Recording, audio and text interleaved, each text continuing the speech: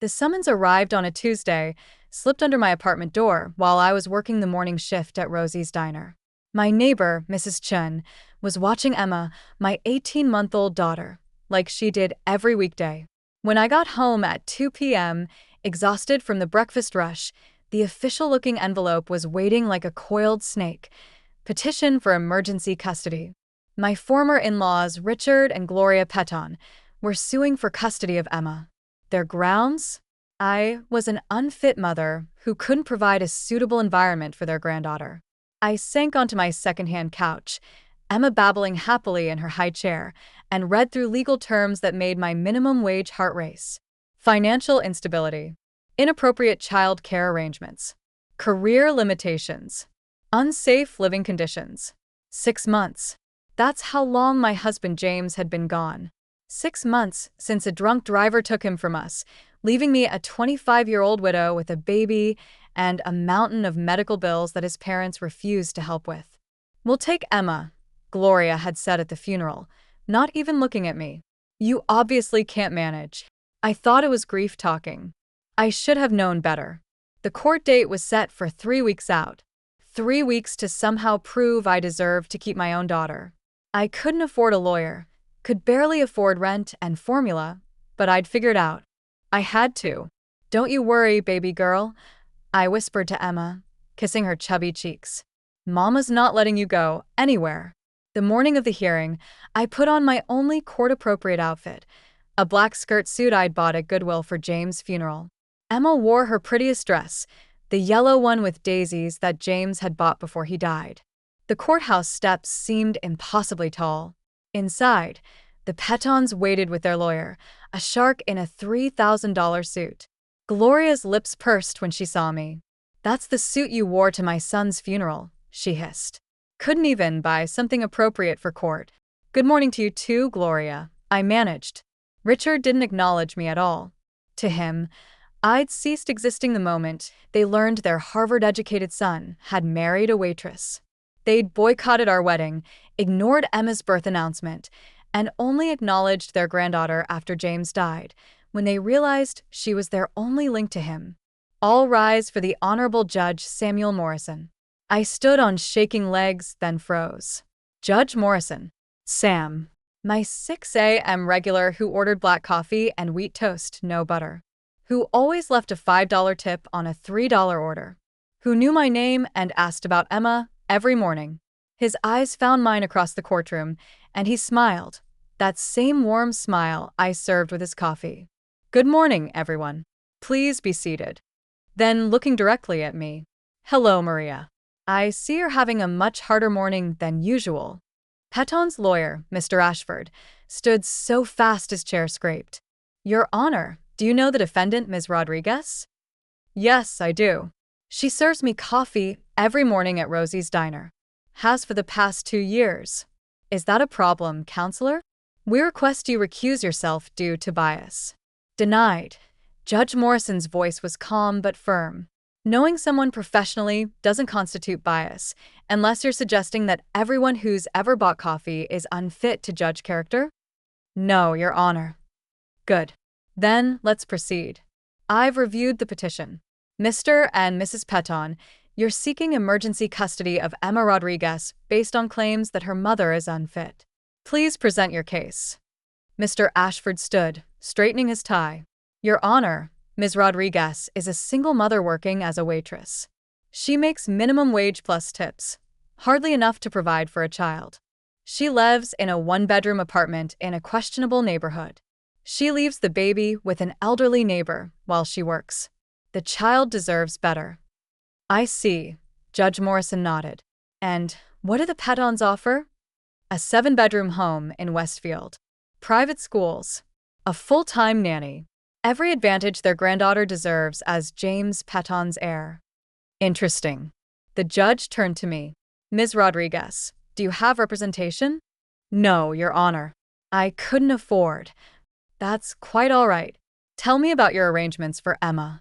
I stood, my voice shaking at first, then growing stronger. "I work 5 days a week, 5 a.m. to 2 p.m. Mrs. Chun watches Emma. She's not just my neighbor. She's a retired pediatric nurse who raised 4 children. She charges me half what any daycare would because she loves Emma. And your financial situation? I make ends meet. We have food, shelter, health care through the restaurant. No, I can't buy her designer clothes or fancy toys, but she's loved, Your Honor. She's happy. Gloria scoffed loudly. Judge Morrison's eyes sharpened. Mrs. Peton, do you have something to add? That girl trapped our son. Gloria burst out. Got pregnant to force him to marry her. Now she's keeping our granddaughter in poverty out of spite. I loved James, I said quietly. We loved each other. Love. Richard finally spoke. You destroyed his future. He was supposed to join my firm, marry someone suitable. Instead, he was working construction to support you. He was happy, I insisted. He chose. Order. Judge Morrison interrupted gently. I have some questions for the petitioners. Mr. and Mrs. Peton, when did you last see your granddaughter before filing this petition? Silence. Mr. Ashford? My clients have been estranged from Ms. Rodriguez. I see. So, when exactly did you observe these unsafe living conditions? More silence. Let me be more specific. Have you ever been to Ms. Rodriguez's apartment? No, Gloria admitted reluctantly. Have you met Mrs. Chin? No. Have you, in fact, had any contact with your granddaughter since your son's funeral 6 months ago? She kept Emma from us. Gloria exploded. I pulled out my phone. Your Honor, may I? At his nod, I scrolled through messages. Text to Gloria. 2 weeks after the funeral, Emma took her first steps today. Would you like to visit? No response. Email 3 months ago. Emma's first birthday is next week. You're welcome to come. No response. Voicemail last month. Emma said Gamma today. I think she'd love to meet you. No response. You were probably coaching her to call you Mama, Gloria sneered. We know your type. My type. I felt my spine straighten. What type is that, Gloria? Your Honor, Mr. Ashford intervened. My clients are prepared to offer Ms. Rodriguez generous visitation. Visitation? Judge Morrison's eyebrows rose. With her own daughter? How magnanimous. He leaned forward. Tell me, counselor, what makes a parent unfit? Well, financial instability. Inadequate housing. Is poverty a crime, Mr. Ashford? No, but is working an honest job to support your child neglect? Of course not, but then what exactly makes Ms. Rodriguez unfit? Because from where I sit, I see a young widow working hard to provide for her daughter. I see a mother who sought appropriate childcare. I see someone who repeatedly tried to include the grandparents in the child's life, only to be ignored until they decided they wanted the child without the mother. He turned to me. Maria, tell me about yesterday morning. I blinked, confused. Yesterday? Yes.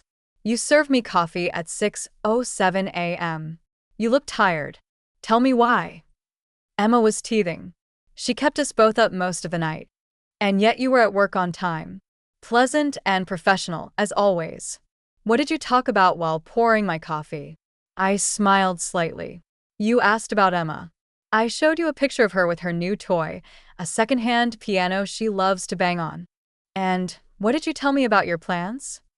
That I'm saving for community college. I want to become a paralegal. Mrs. Chin will watch Emma during evening classes. Judge Morrison nodded. I've been watching you for 2 years, Maria. Every morning. No matter how tired, how stressed, how grief-stricken after your husband's death, you show up. You work. You smile. You ask about everyone else's problems while managing your own. He looked at the Petons. You want to know what makes a fit parent? It's not money, or mansions, or private schools. It's showing up. It's sacrifice. It's love put into action, every single day. But Your Honor, Mr. Ashford tried again. The advantages, Mr. Peton. Judge Morrison interrupted. You're a successful businessman. Tell me, what's more valuable, an inheritance given or a work ethic earned? Richard shifted uncomfortably. I don't see what. What values did your son learn from Ms. Rodriguez that made him choose construction work over your firm? What did he see in her that made him brave enough to follow his heart instead of your plan? James was confused, Gloria insisted. She manipulated. I have a letter here. Judge Morrison pulled out a document, filed with the court by someone who knew James well. May I read it? At their lawyer's nod, he began. To whom it may concern, James Petton was my best friend from college through his death. I watched him transform from a miserable law student into a joyful husband and father. Maria didn't trap him. She freed him. He loved building things with his hands. He loved their tiny apartment because it was theirs. He loved their life because it was real. His parents never accepted that. Now they want to steal what they couldn't control. Don't let them. Kevin Chun, no relation to the babysitter. The Pettons were pale now, but Judge Morrison wasn't finished. One more question for you, Mr. and Mrs. Petton. What does Emma call her stuffed elephant? They looked at each other blankly. And Ms. Rodriguez? Mr. Peanuts, I said immediately. Because James bought it from a street vendor who is selling peanuts too. She won't sleep without him. What's her favorite food? Again, blank stares from the Pettons. Mashed sweet potatoes, I answered. But only if I make airplane noises. When did she start walking? Silence. 10 months, 3 days. She walked to James' picture on the mantel. Judge Morrison leaned back. I've heard enough. Mr. and Mrs. Petton, you don't know your granddaughter. You know she exists. You know she's your last link to your son. But you don't know her. You see her as a possession to be acquired, not a child to be loved. That's not, Gloria started. You had 6 months to be grandparents. Instead, you waited until you thought you could eliminate her mother and take her. That's not love. That's control. He continued, Ms. Rodriguez, you've shown that, despite limited financial resources, you provide Emma with stability, love, and appropriate care. Being a waitress doesn't make you unfit. Being widowed doesn't make you incapable. Being poor doesn't make you unworthy. Your Honor, Mr. Ashford made one last attempt. Surely some arrangement. Oh, I agree. Which is why I'm ordering the following. Petition for emergency custody is denied. Ms. Rodriguez retains full custody of Emma Rodriguez. He glanced at the Pettons. However, grandparents can be a valuable part of a child's life. If the Pettons wish to develop a relationship with Emma, they may have supervised visitation every other Saturday, 2 to 5 p.m., at Ms. Rodriguez's discretion. Supervised. Richard sputtered. By her? Ms. Rodriguez.